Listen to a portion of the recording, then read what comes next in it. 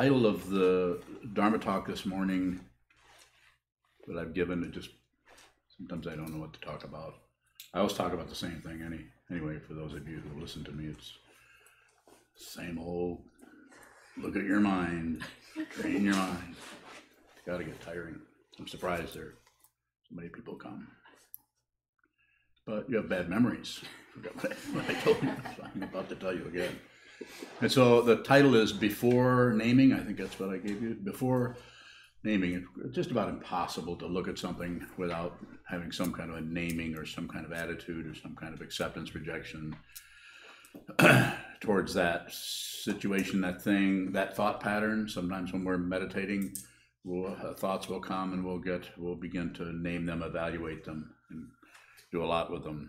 Just it's like if you get near a carnival, it's pretty hard to stay away from it, but yet we get magnetized. What's going on in there? What's happening? And so we get magnetized by what our own thoughts are incredibly seductive and magnetic.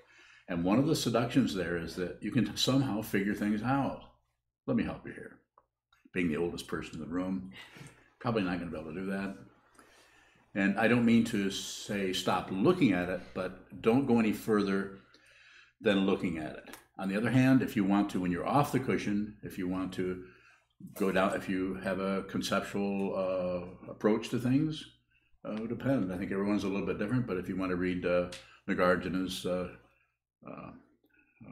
Madhyamaka Karika treatise in the middle way, he gives all kinds of conceptual ways of going. One of them is the fivefold reasoning, which I do not have memorized, but it's just an imputation that there is not, just because we impute a self to the five skandhas, or form, feeling, perception, concept, and consciousness, does not mean you're going to find somebody there.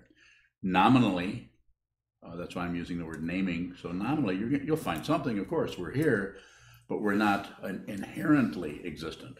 And that's the frightening thing to ego, when the self-centeredness starts to look and sees, I can't really find any foothold here or any handhold.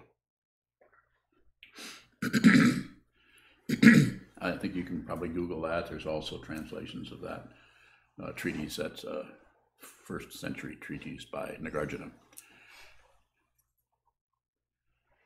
So what I'm recommending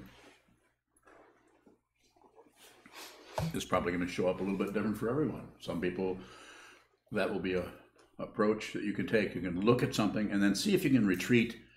A consciousness is kind of a simplistic kind of metaphor, but see if you can retreat just a little bit away. I'm not telling you to turn off your thinking, because that's a kind of a success story or failure story.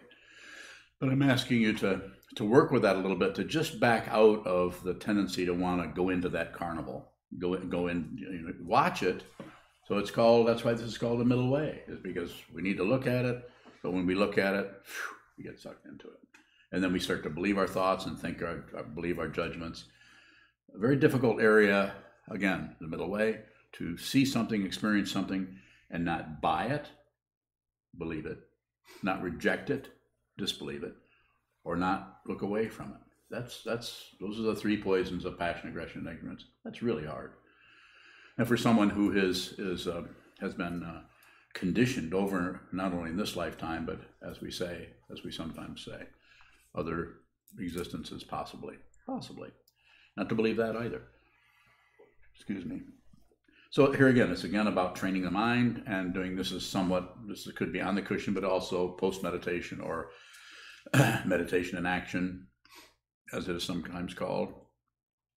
Is just keep it very simple. Just notice when something arises that wasn't there 30 seconds ago, just notice how there's a tendency to go right into it and start naming it, labeling it, whatever it may be. It may be concern about your car payment or something very like that. It's not to abandon that and leave it, but it's to just look at it without giving it any reference points.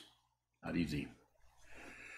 If you do a lot of sitting meditation, this becomes, shall we say, easier. On the other hand, because of the very fundamental nature of trying to find inherent existence,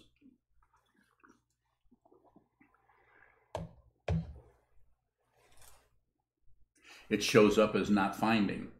And not finding to the self-centeredness feels like losing. or no, I don't need to go there. I'm not finding anything. I'll look over here. We'll look until we find something. From the point of view of these teachings, it's been expressed in many ways that the not finding is actually the no self. That is seeing no self, but it's not very nourishing. We don't have a feeling of success feeling there. We could even have a disappointing feeling. I'll go back to something that my teacher, Chogyam Trungpa Rinpoche, whose photo is up here because of his the recent memorial service we did for him on April 4th, anniversary of his parinirvana. He said, the path to liberation, and I'm paraphrasing, is one disappointment after another until the final disappointment, which is liberation itself. That's a powerful statement for anyone to make, and it's also it's so simple that we have difficulty understanding how we can continue to do something that is disappointing, and how we can know if what we're doing, since it's disappointing, it looks like kind of a dead end kind of thing. That's how it seems to be working with ego. It's quite a bit feeling of dead end, disappointing.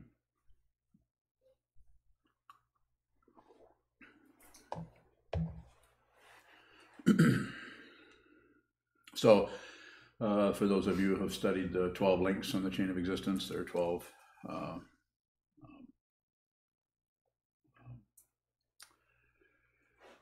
categories, you might say, of the way we come into existence and the way we leave. Birth, sickness, aging, and death, and that's the last couple, and then the first two are, and I'm not going to go through them, can't even remember them, are ignorance, formations, consciousness, and then name and form. And the fourth one, name and form, is the one I'm referring to here, emphasizing. Form is just form. Something shows up, the body shows up, everything shows up, and then and nominally, or in terms of the actual name of it, yes, there's something there, there's something to refer to, but it is not substantial. It does not have inherent existence. It is part of the traditional, it's part of something else. And so the traditional one, and for those of you who've done some reading, you probably recognize this very simple metaphor. They use a chariot. We could use a Toyota. But we're going to use a chariot, and it is a chariot, but if you can't find the chariot in any of its parts, you can take each part and see if you can find a chariot in it. So that's just a way of talking about it to show you that it's made up of parts, and those parts get together to form what we call a chariot. Same thing is happening here. It's just that it's so amazing, because the actual thing that's happening here is much more than a chariot. It's much more than something fairly simple, pragmatic like that. It's an astonishing situation that we find ourselves in, of actually of living and having consciousness show up in such a way that there is an attribution or an imputation of someone. And if you live long enough to train your mind so that you can see that, yes, there's something, as it said in the Nagarjuna, nominally there's someone, but inherently there isn't a solid being there. That's an incredible discovery, and one that is difficult to even approach, because it starts to get darker and darker and look like less and less, and it looks could be threatening. This is why holding still, shikantaza, call it what you will, call it meditation, call it mindfulness, have to do a lot of it. But this is why sitting down, holding still, regardless of the teachings, regardless of Buddhism, regardless of anything, belief, disbelief, or just sit still and observe what's coming and going, seems to eventually, because we're here and we're simplified, we're not adding on to it necessarily. We're not interpreting what's arising.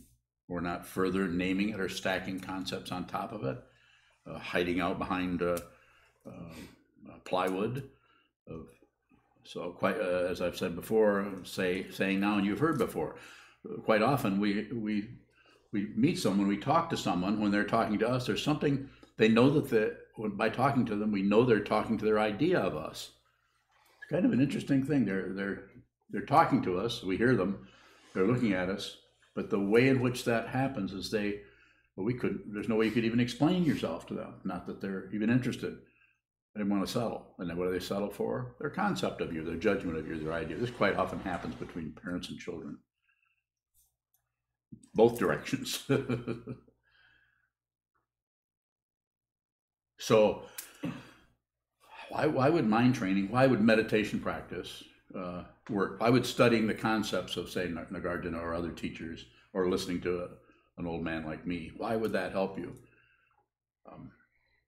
Just one of those things probably won't be as helpful, or generally speaking. I'm not saying that someone couldn't walk out in the parking lot today and have a spontaneous realization without doing hardly any sitting meditation at all. It's possible. The causes and conditions that arise as the background for each one of us is extremely different and varied.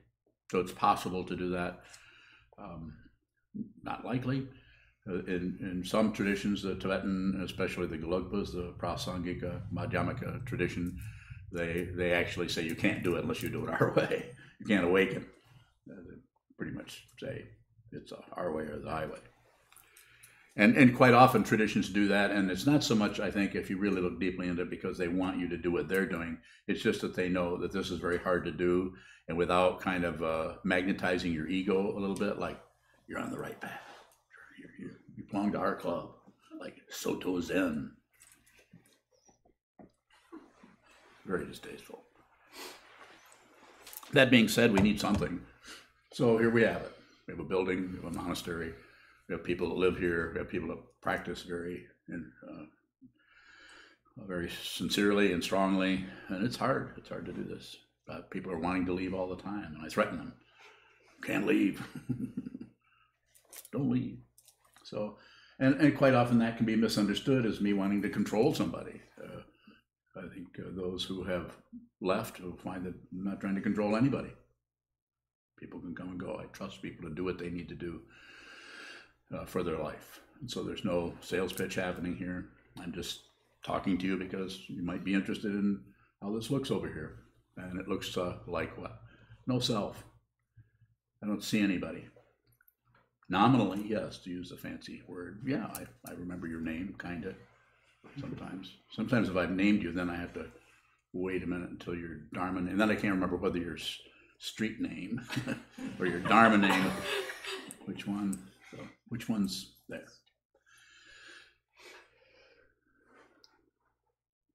Yeah, yes. Can we have thoughts or thinking without naming? Completely. What is a thought without naming? It's just that. It's just like anything, just like a thought without naming is to know what the thought is, but not really differentiate that thought, make that a really important thought, which is very believable, from some other thought, which is, they're both just dreamlike. Yes. Are conceptualizations different from thoughts, or different from naming?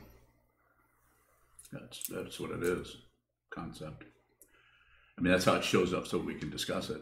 What is the texture of that as opposed to naming? Texture of? The concepts? It's you know, they overlap, or I mean, we're using the concept of naming, the concept of thoughts, and the concept, and really it breaks down into the two parts of that fourth level of the 12 links is name and form. So it's basically saying that you have this form and everything else is consciousness or naming. So it just means the particularization of something. It's this thought, that feeling, this. We all know how we get caught in some kind of, something happens and it triggers something else that possibly is backed up by something else. And we get caught in that kind of labyrinth of some kind of structure. This happens, that happens. It can be anything from just very simple politics of your own experience to the politics of the world. It's just a labyrinth of, and there is the illusion that you can do something about it. And I'm saying probably not. But here's what you can do. You can find out who you are. Don't miss this opportunity. You're all alive. You have heartbeats. You're here. Please don't miss it. You don't have to join my club. There is no club here. There's not even any membership. People can come and go. But don't miss the opportunity to find out who you are, yes. And thinking about like the 8 consciousnesses, the sixth one is the thinking mind or the conceptual mind. Where does the naming arise within the context of those 8? So the way it looks, I don't know, but I'm just using that structure.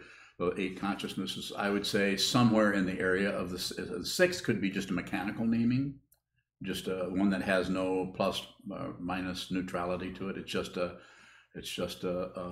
like business-like attitude towards it, somewhat. And then the 7th consciousness is the one that is more paranoid and thinks there's something needs protecting, something's being attacked. We have to look out for this, we have to look out for that. There's a paranoia going on. And there's an idea of advantage. So hope and fear tumble around inside of those hallways, inside of those areas of the mind, to use that metaphor, that hope for something better, fear that it's going to get worse. That has to do with a condensation of consciousness in the form of the 7th consciousness, or paranoia, or I need control of this. I need to buy cryptocurrency. Don't I? Too late. That ship sails 10 years ago. It was good. It's going up today. Huh? What? It's going up today. Is it going up? It's always changing. Missed the boat. Sailed. Shut up. You said, I believe Trump Rinpoche said that the final disappointment is liberation. Is there a disappointment after liberation? Probably not. I don't know. Not liberated.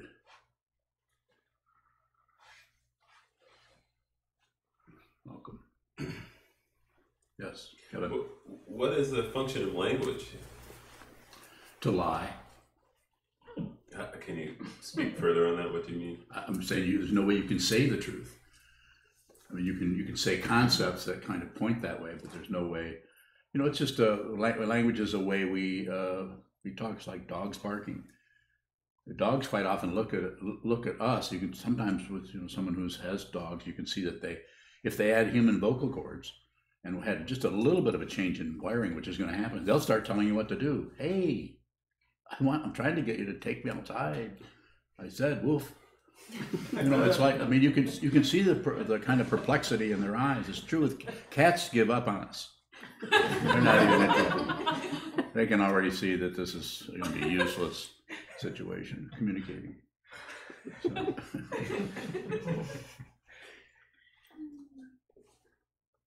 Yes. Would not naming or labeling actually be naming and labeling? Yeah. How do we move past that? Just settle out, watch what moves. Watch what moves until what starts to show up is the imputed watcher or the imputed object that's moving. That's where the terrifying thing starts to happen, or that's where the magic happens. That's where it becomes. That's when my teacher Trungpa Rinpoche talked about sacred world. Everything is it has fundamental value all the time, everywhere. It's just everything is valuable in itself. It doesn't need a contrast. It's fundamentally valuable. Goes on. In one of the chants we said today said just to depict it in literary form is to stain it with defilement. Yes. So what is staining it with defilement? So actually it can't go into the philosophy of the whole thing in that little line. So it's just trying to bring your awareness to that. I don't know what that was written in Chinese originally, and so I don't know what that translation was and how they brought it out. I think it could have been translated a little bit better. But what I would say about it is that's the clinging to the description, that clinging to the naming of it, to the rightness, wrongness, or whatever of that is tends to stain it. But we depict it all the time, so I think it's the clinging part. You could go in and retranslate that. Anne-Marie. How does one disentangle themselves from identities that that others put on them? Labels, stereotypes. Stop trying to disentangle to start with, and look at the entanglement. And if you're motivated to get rid of it, you actually cloud over the very thing you're trying to look at or trying to work with. So to actually stop doing that and begin to look at it as it comes and goes and comes and goes, you will start to see, to use a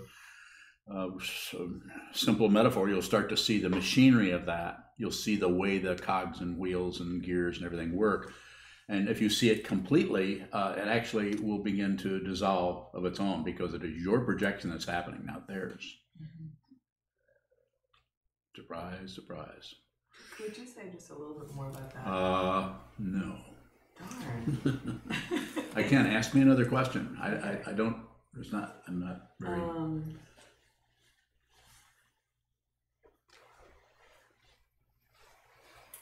Knowing you the way, knowing me in a small way that you do, how would you suggest I do that?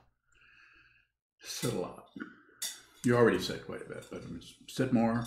Try to do the one that seems to be important that I've noticed, having done quite a bit of sitting over the years. The one that seems to be helpful for me anyway, and for others, is to do sessions of what I call block sitting. Just to sit down and not too fancy or no chants or no anything like. Just sit down, hold still for 4 hours, and make it. Even if you get up, you get a glass of water, come right back and keep going.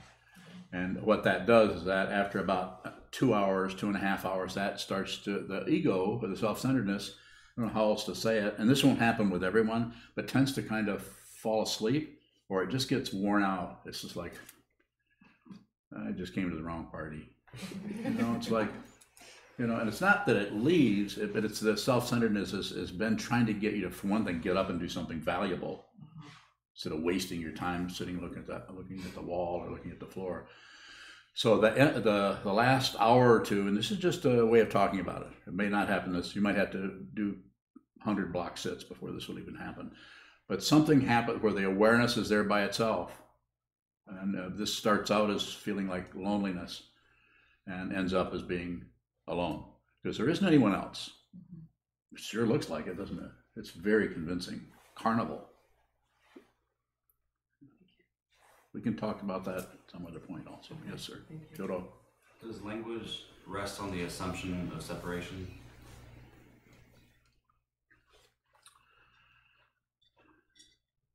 Yeah, I don't know if you might be able to say more about what you're talking about there, but I would say to some extent that's happening. But where are you going with that? What is it you're interested in understanding? Is there communication that doesn't separate? Yes. What is that? Nothing happens. What does that look like? It looks like there isn't anything else. You're getting pretty nosy, aren't you?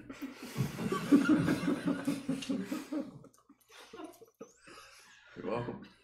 Well, how can you say that is an expression, or how can you say that that's communication? Nothing happens. That's communication. I'm saying it because he's actually, the way I get it, and I could be wrong, and he can correct me, but the way I get it, he's trying to go to an ultimate situation. He's trying to find out ultimately what that is, and ultimately it isn't anything. It can't be, because then it would be relative. So I say I have to use a relative statement to point to it.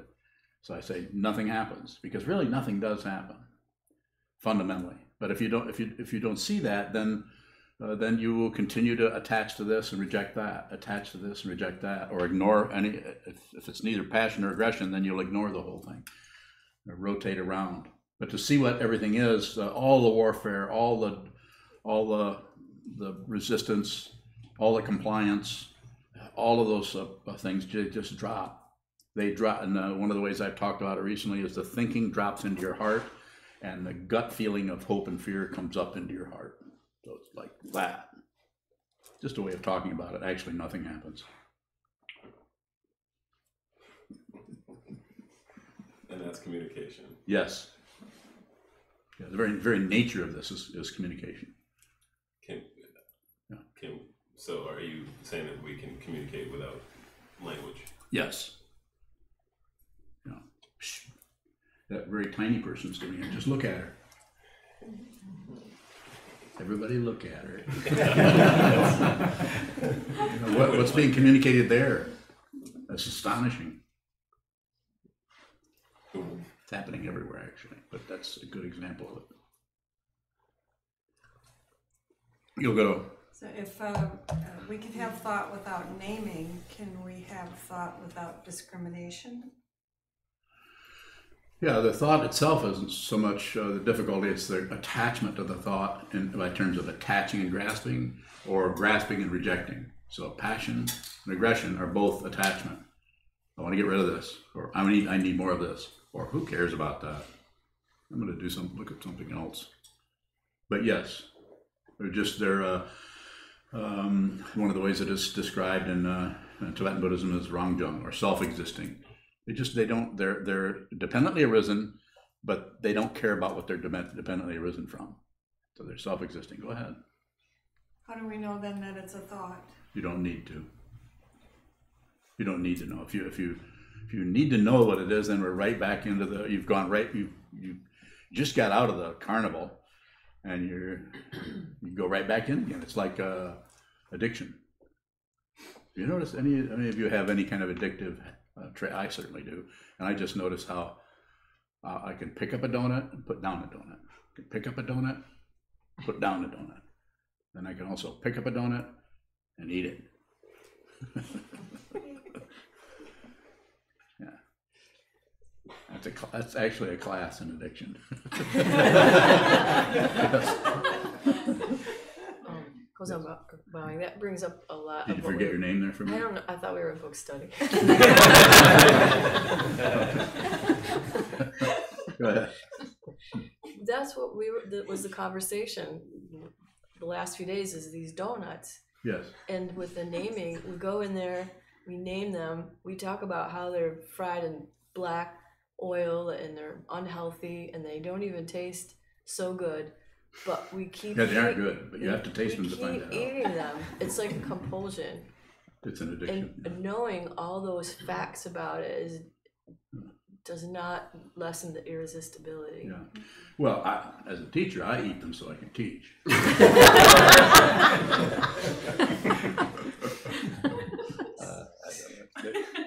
Face is turning red. So should I eat more in my training? Yes and no. Magpie Marie, you have a question? Okay. Yes. The topic today was before naming. What is before naming, and is that something we should endeavor to see? Well, I'm bringing it up because it seems like it's the naming part that kind of locks us into it, and so it's not just calling something, you have a feeling come up and jealousy. It's not just that. It's a lot of other things getting together, but to look at what you're naming, sometimes I make recommendations. I don't know if I've done it up here on the ton, or sometimes I've talked to somebody about something that's happening. I said, give it another name. Stop calling your whatever's happening. I can't. Can anybody think of something? Depression. Depression. Yeah, call it scrambled eggs. And then as soon as you start to call it, as soon as you start to get used to that, name it something else. And you can, and this might sound kind of silly, but you could actually take a marshmallow and a flare pen. I'm just making this up. I didn't think this up ahead of time. And draw a sad face on it. Set it aside. That's depression. It doesn't look like that's going to work. So for you guys anyway. But what I'm trying to say is keep it a very definite. That's what this is. And notice how flaky or how insubstantial the whole feeling of depression even is. We're not talking about getting rid of depression. Anytime you're trying to get rid of something, you're in for it. You're right back in the carnival again. You're down in the horror end of it, the horror show. But to actually just see what it is, then we begin to see, like the chariot, or we begin to see the parts of that, and then that ties into all the work that we've done to strengthen our mind over the last 2 months, 2 years, 20 years, or whatever it's been, and we begin to see more clearly what that is. And we also begin to, our heart begins to resonate with other hearts, and we start to fundamentally help others. We're not too worried about whether we attain enlightenment or not. Just, can we fundamentally help others? Junju. If a label or a name arises, it seems easier to see than maybe a hidden attitude toward a thought or something that's arising. Okay. How do we see that hidden attitude without then naming that? So when I say before naming, I'm just saying just watch the naming. You'll notice if you just watch it, nothing happens twice. There's always some slight variation on everything. I would just say just continue to do that. The way you're describing, the way you're talking about the question, you're already doing what you need to do. I don't need to go in and tweak you anymore, correct your situation any at all. Just continue to do that. Sit a lot. How much do you sit a week? A lot. How much? I don't know. 20 hours a week? Probably slightly less. Around Okay. there. A lot though. A couple hours a day or more. Okay, good. I'm not saying everybody needs to do that, but it's a good idea if you can find a way to, in your busy schedules, to just get the time up that you sit down and do nothing. That will really help you fundamentally. Not easy though. Yes, David. Is naming a kind of shortcut that we're trying to work on? It could be. How do you mean? If we're imputing, it seems like it's like a quick fix to think that that's a shortcut. Like to back away from it slightly, or to be done with it? I'll just name that and go on. Is that what you're saying? Yeah. Yeah.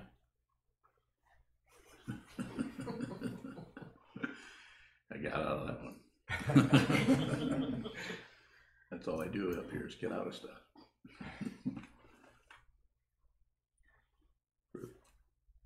We have time to keep going? Yeah, we have a couple minutes yet. Couple minutes, or if you have another couple more questions? Yes. How does humor enter into this in terms of? Yes. How does humor enter? Space. If you see if you see the space, then you can't help but laugh. And I don't mean a laughing that's necessarily a sound, but you feel you feel it. I don't know how else to say it, but you're not even if someone attacks you, you see the humor in it because you see like you don't have to fight with anyone. People are just operating out of their insecurity, out of their desire to be right, out of their desire to not be wrong.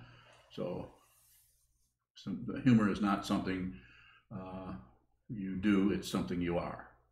There's a lot of space, then there's humor. Yes, John? On this naming, and how is it helpful to keep naming? Well, it's helpful. What I'm saying is, before I'm saying it's helpful to see the way you name. When something happens, to notice when you have the example I used is, say you have it could be boredom. To see the way that you have a feeling, and then there's some kind of coming up and saying what it is. What that does is that stops us from looking any further. It stops the investigation. Like if you went up to a woods and you just says, well, it's just a woods. You wouldn't go into it. But instead of naming it, you would just look in between the trees, and you would, to use that metaphor, and you would tend to go more into it. Whereas naming stops you and kind of crystallizes or solidifies things, so you don't have to be threatened by what you might find. Is that helpful, what I'm saying? Yeah, well, somehow I was thinking that when we name things, like as a group here, we get connected. Good point. And it's like we do both. To be connected as a. Yeah, we do. We use we use names all the time to describe things. We use names to differentiate our particular situation from other people's. Use theism, non-theism, mind training. One kind of mind training, mindfulness, as opposed to shamatha vipassana, shine, laktung, shikantaza, are all slightly different variations on training the mind. So yeah, the naming. But I think it's just about being aware that you're naming things rather than try to suppress it.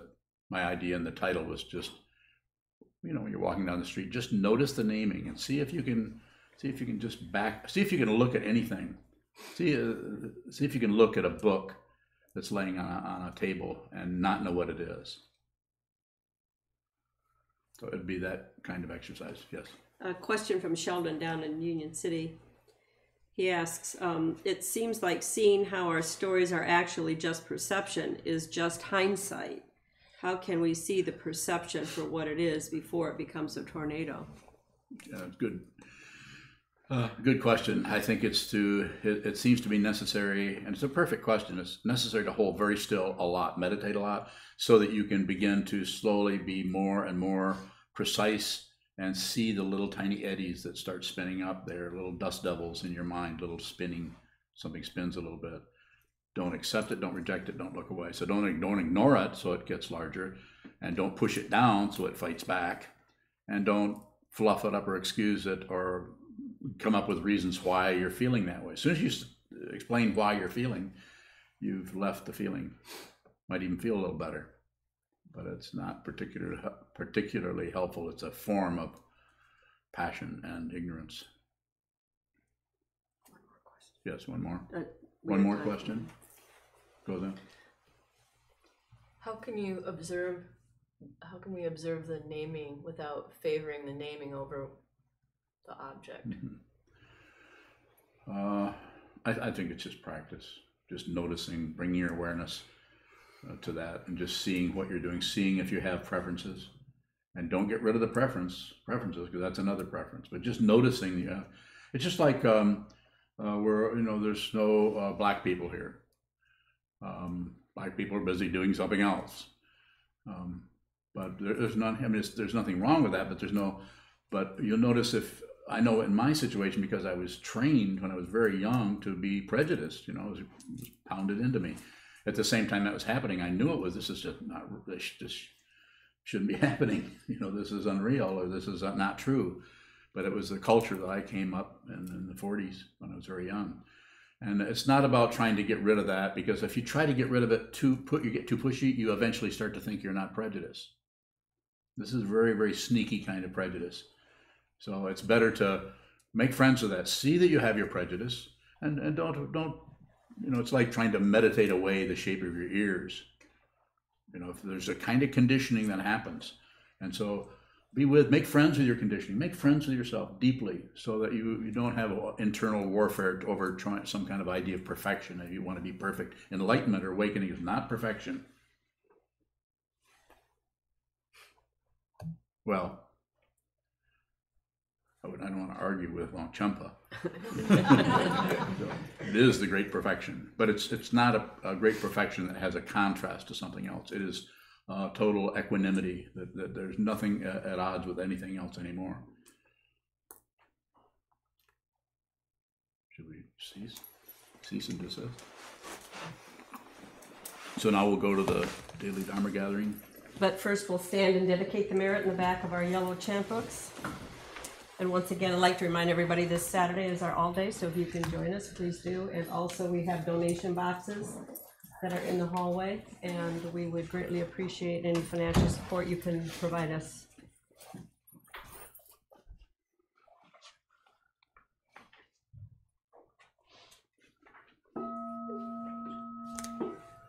May the merit of this penetrate into all places, so that we and every sentient being together can realize the Buddha's way.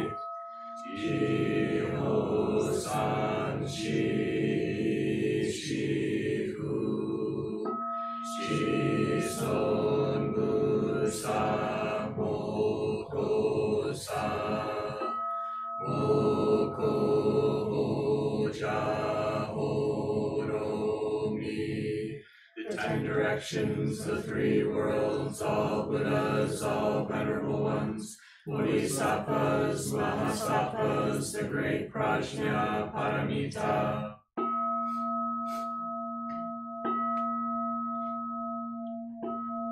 O Buddhas and Bodhisattvas of the 10 directions and the 3 times, please hear us. Please come down out of the light and protect Sokukoji Buddhist Temple Monastery, our Sangha, families, friends, and visitors. Heal everyone who is unhappy, sick, or suffering, and fill them with light.